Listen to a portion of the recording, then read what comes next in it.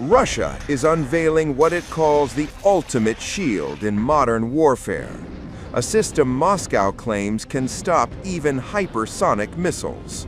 Meet the S-500 Prometheus, Russia's newest surface-to-air and anti-ballistic missile system, now officially on combat duty. Military experts say it is the only air defense system capable of intercepting Russia's own hypersonic Oreshnik missile. According to military analyst Alexander Mikhailov, the S-500 is in a class of its own. The system boasts a strike range of up to 600 kilometers. That's 3 times more than America's Patriot and far beyond the THAAD system. Its radar can detect threats from as far as 2,000 kilometers away. For comparison, THAAD sees half that distance, Patriot far less. The S-500 can simultaneously engage up to 10 ballistic or supersonic targets, traveling at speeds of 7 kilometers per second. Tests have confirmed interceptions at hypersonic speeds of Mach 10. That's nearly 12,000 kilometers per hour. Russia says the system was designed to destroy stealth aircraft, including America's F-22, F-35 fighters, and the B-2 bomber. But it doesn't stop there. The S-500 can also target enemy missiles, spacecraft, and orbital weapons operating in low Earth orbit. Its missiles maneuver mid-flight using independent onboard radar guidance, allowing direct kinetic hits on targets. Visually, the S-500 can be identified by its launchers, which carry 2 large tubes instead of 4 like the S-300 or S-400. Russian experts say the system includes automated and AI-assisted elements, helping identify targets and select the correct interceptor. Russia has now deployed its first full S-500 regiment on active combat duty. Defense Minister Andrei Belosov confirmed the milestone on December 17th. This comes more than 4 years after early elements entered service in 2021. The program was long delayed, originally expected around 2015. Analysts believe limited production suggests Moscow is refining the system using operational data from its first regiment. Since 2021, S-500 components have been tested in extreme conditions, including Arctic deployments and later near Crimea's Kerch Strait Bridge. Belosov says the deployment strengthens Russia's upper-tier air and missile defense. As hypersonic warfare accelerates, Russia is signaling one thing clearly: the skies are now a new battleground. Russia launches second major drone and missile bombardment of Ukraine in 4 days, aiming again at the power grid and apparently snubbing US-led peace efforts as the war approaches the 4-year mark. Russia fires almost 300 drones, 108 ballistic missiles, and 7 cruise missiles at 8 regions overnight. Several 100,000 households without power in the Kyiv region. Before dawn breaks over Ukraine, the sky explodes. Russia unleashes one of its heaviest barrages in weeks. Missiles screaming overhead, drones swarming through the darkness, and power plants burning in the cold of winter. More than 24 missiles and nearly 300 drones struck across the country in the early hours of Tuesday. At least 4 people were killed. 6 more were wounded. In eastern Ukraine's Kharkiv region, firefighters battled raging flames at a postal hub reduced to smoldering wreckage. Rescue workers moved through debris by torchlight, helping survivors as temperatures plunged below freezing. White-helmeted emergency crews were seen climbing through the ruins of a Nova Pochta facility, still smoking hours after the strike. Ukraine's fragile energy system took another direct hit. The country's largest power provider, DTEK, confirmed that one of its power plants was struck, the 8th such attack since October alone.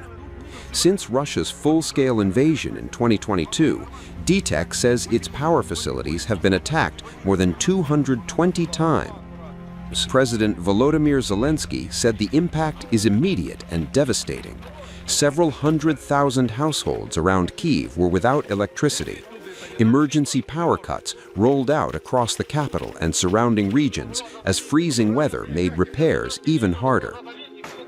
"This is Russian terror," Zelensky wrote. He urged Ukraine's allies to respond, not with words, but with new air defense systems and fresh military aid. Russia must learn that cold will not help it win this war, the Ukrainian president said. The strikes were not limited to one region. In Ukraine's second-largest city, Kharkiv, Mayor Igor Terekov confirmed a Russian long-range drone hit a medical facility for children, sparking a fire. Miraculously, no casualties were reported. Further south, in Odessa and surrounding areas, residential buildings, a hospital, and a kindergarten were damaged. At least 5 people were wounded as 2 separate waves of attacks hit the region overnight. Ukraine's Air Force said 25 missiles and 293 drones were launched in a single night. It is part of a relentless campaign, with Russia pounding Ukraine's energy infrastructure daily, cutting heat and power at the harshest point of winter. The escalation comes just days after Russia fired a nuclear-capable Oreshnik ballistic missile at Ukraine, a move condemned by Ukraine's allies. Washington called it a dangerous and inexplicable escalation. Moscow claimed the missile struck an aviation repair facility in western Ukraine and said it was retaliation for an alleged Ukrainian attempt to target one of President Putin's residences. A claim Kyiv denies, and the United States says it does not believe. As night turns to morning, Ukraine wakes once again to darkness, cold, and loss. Power lines are down, homes are shattered, and winter has become another weapon in a war with no pause. For millions of Ukrainians, survival now depends not just on endurance, but on how fast the world responds. The Black Sea is growing more dangerous by the day. Just off one of the world's most critical oil arteries, drones struck again. 2 oil tankers, waiting their turn at the Caspian Pipeline Consortium terminal, were hit in coordinated drone attacks, according to Bloomberg. The vessels were standing by near the CPC offshore mooring when the strikes came. Delta Harmony, Matilda, both managed by Greek shipping companies, both preparing to load Kazakh oil bound for global markets. The extent of the damage remains unclear, but the message was unmistakable. This was not an accident, and it was not isolated. With these latest strikes, 4 tankers have now been attacked near the CPC terminal. The CPC pipeline is the main lifeline for Kazakhstan's oil exports, a conduit that feeds millions of barrels into the global energy system. It is already under strain. Bad winter weather, earlier drone damage to moorings, and now fresh attacks on vessels before they even reach the terminal. Each strike tightens the choke point. Each explosion raises the cost of risk. Premiums for CPC blend are already climbing as supply shrinks. Ship owners are growing wary, and global markets are watching closely.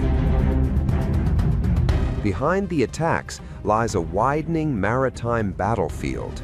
Over the past 6 weeks, assaults on oil infrastructure and tankers in the Black Sea have sharply intensified. Ukraine has launched repeated strikes on vessels linked to Russia, aiming to disrupt petroleum exports and cut the revenues fueling the war. Kyiv says Russia is also targeting merchant ships. The sea lanes have become contested ground. Oil tankers, once neutral carriers of global commerce, are now caught in the crosshairs.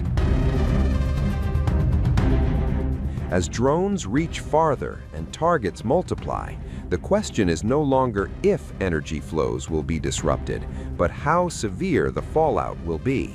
because every hit near the CPC terminal sends shockwaves far beyond the Black Sea into global supply chains, energy prices, and the fragile balance of an already volatile war.